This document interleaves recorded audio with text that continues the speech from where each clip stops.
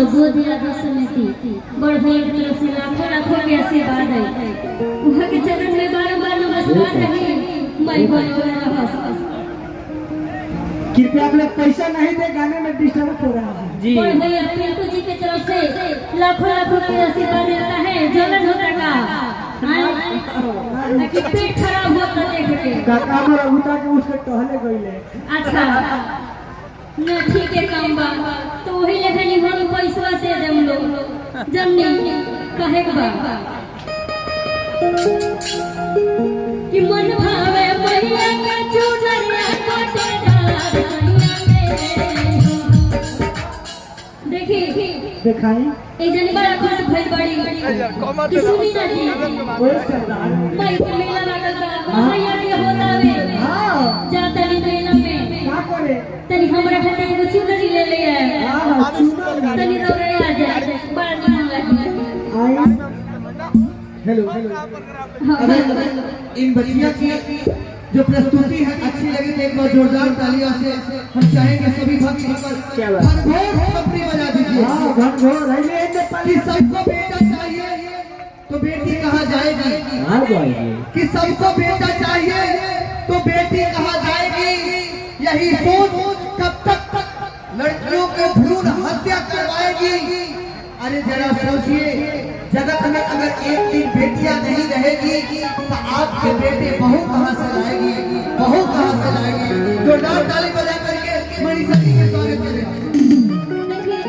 बड़ भैया सदगुरुधन जी की तरफ से लाखों लाखों के आशीर्वाद आई प्यारे भैया के माई बनौले रहने बाबा बनौले रखी कहे का कि मन भावे भैया के चुनरिया कोटेदार भैया